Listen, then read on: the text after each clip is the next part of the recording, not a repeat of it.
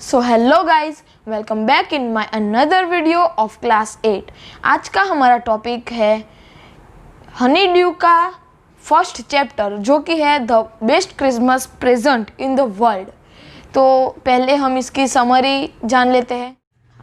तो इसमें होता ऐसा है कि राइटर को रोल टॉप डेस्क यानी कि डेस्क चाहिए होती है, तो वो दुकान से लेने जाते हैं तो उन्हें बहुत महंगा पड़ता है। तो वो एक कबाड़ वाले की शॉप पे जाते हैं, तो उन्हें थोड़ा टूटा फूटा हुआ डेस्क मिल जाता है। तो वो उसे घर लेकर आते हैं। वो सोचते हैं कि मैं इसे घर पे ही कर दूंगा ठीक। तो वो उसे गैराज पे ले जाते हैं। तो वो जब कर ही रहे होते हैं और वो सारे ड्रॉवर खोलने जाते हैं, तो उसमें से एक ड्रॉवर ऐसा होता है कि वो बहुत टाइट होता है, वो खुलता ही नहीं है। तो राइटर बहुत जोर लगाते हैं, बाद में वो खुल जाता है। उसके अंदर एक लेटर होता है, टीन के डब्बे में सेलो टेप किया हुआ। वो लेटर में ऐसा लिखा होता है कि क्रिसमस की रात थी, हम इंग्लैंड और ब्रिटिश दोनों का वो था। तो बाद में वो सब खेलते हैं और वैसा था, वो आपको बीच में पता चल जाएगा। तो बाद में ऐसा होता है कि वो राइटर लेटर पढ़ लेते हैं और उस पे लास्ट में फर्स्ट में एड्रेस लिखा होता है कि किसको देना था। तो वो लेटर लिखा होता है मिस्टर मैकपर्सन ने, और उन्होंने अपनी वाइफ यानी मिसिस मैकपर्सन को लिखा था।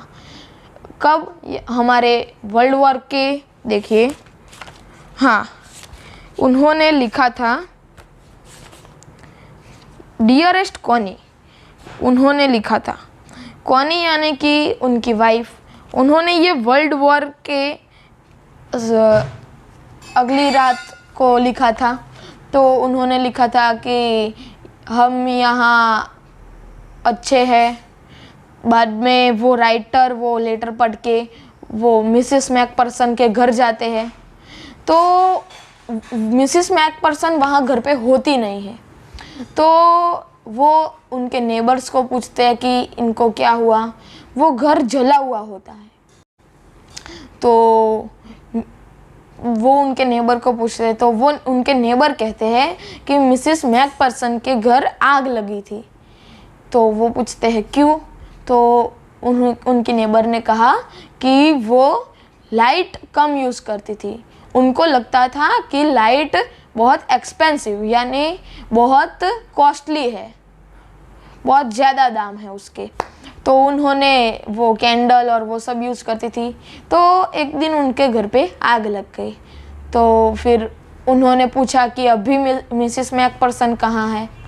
तो उन्होंने कहा कि हॉस्पिटल में है। तो वो उधर हॉस्पिटल गए। तो उनको वहाँ मिसिस मैकपर्सन एक व्हीलचेयर, जो लोग बैठते हैं जिनका हैंडीकैप होते हैं, पैर नहीं होता, वो सब बैठते हैं, वहाँ बैठी थी। तो राइटर ने उन्हें कहा कि हाय। तो उन्होंने उनको पहचाना नहीं, वो मिसिस मैकपर्सन ने। तो राइटर ने उन्हें लेटर बताया जो उनके हस्बैंड ने दिया था। तो बाद में उन्हें तब तो वो ओल्ड हो गई थी, इसलिए उन्हें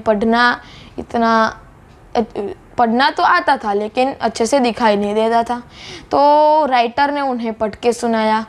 तो लास्ट में इसी तरह वो ये lesson the best Christmas present in the world, ये हो जाता है इसका टाइटल। हाँ, जब राइटर उधर देने गए तभी क्रिसमस ही थी, और जब वो मिस्टर मैकपर्सन ने लिखा तभी भी वो क्रिसमस ही थी। तो चलिए हम पूरा चैप्टर एक्सप्लेनेशन करते हैं। आज हम जितना आधा हो सकेगा तो आधा कर लेंगे, और दूसरा जो बच जाएगा वो हमारे नेक्स्ट पार्ट में कर देंगे। चलिए। सो गाइस आपको स्क्रीन पे दिख रहा होगा, ये देखिए, ये दिख रहा होगा हमारा फर्स्ट चैप्टर मैंने आपको अभी समरी बताई, the best Christmas present in the world. इधर है before you read, there are some dates और periods of time in the history of the world that are so scientific that everyone knows and remembers them। इसमें लिखा है कि यहाँ बहुत सारी डेट और पीरियड ऑफ टाइम है जो बहुत साइंटिफिक है, बहुत सारे लोग उसे जानते हैं, उसे याद रखते हैं। The story you will read mention one such date and event, a war between the British and the German in 1914। इसमें ऐसा है कि ये स्टोरी आपको बताएगी वर्ल्ड वॉर ब्रिटिश और जर्मनी के बीच 1914 का। Can you gas which war it was? आप जानते हैं कि वो वॉर कौन सी थी? World war 1, 2, 3। चलिए हमारे टॉपिक की तरफ बढ़ते हैं। ये देखिए, आई spotted in it a junk shop in the Bridport, a role top desk. The man said it was early 19th century and oak। I had wanted one, but they were far too expensive। Writer ने एक junk shop Bridport में role top desk उन्होंने देखी, तो वो junk shop वाले ने कहा कि ये 19th century की है और ओक वुड का टाइप है तो उसकी है। लेखक राइटर उनको भी एक ऐसा रोल टॉप डेस्क चाहिए थी, लेकिन वो बहुत ज़्यादा एक्सपेंसिव थी। This one was in bad condition, the roll top desk in several pieces, one leg consumedly member. तो इसमें ऐसा लिखा है कि ये जो रोल टॉप डेस्क थी वो बहुत बैड कंडीशन में थी, वो सेवरल पीसेस में कट हो गई थी, उस पर मेंडेड यानी कि वो टूट गया था एक leg.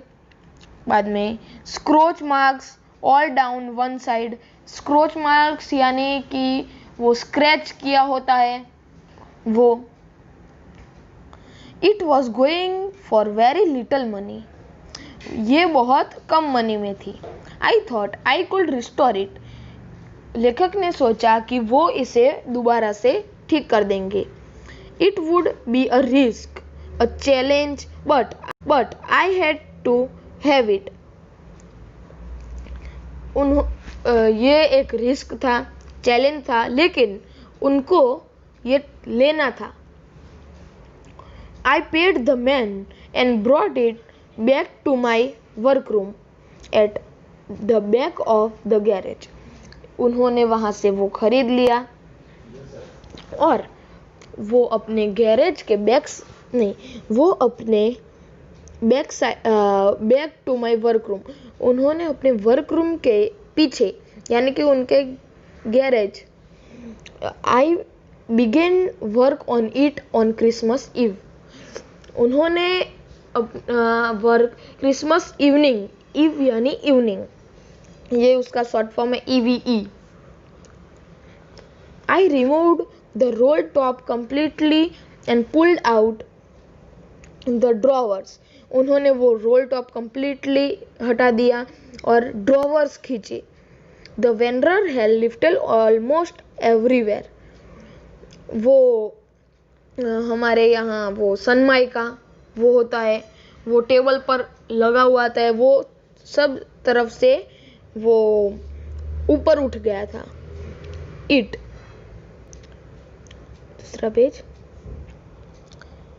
It looked like water damage to me, both fire and water has clearly taken their toll on this desk. उन्होंने कहा है कि फायर, आग और पानी दोनों ने इस पे हमला किया है। पहले तो आग लगी है, बाद में किसी ने उस पे पानी डाला है। हमारी समरी में था कि मिसेस मैकपर्सन के घर पे आग लगी थी, तो ये उन्हीं का वो टेबल है। The last drawer was stuck fast. Last drawer एकदम टाइट हो गया था, माने वो खुल ही नहीं रहा था। I tried all I could to ease it out gently.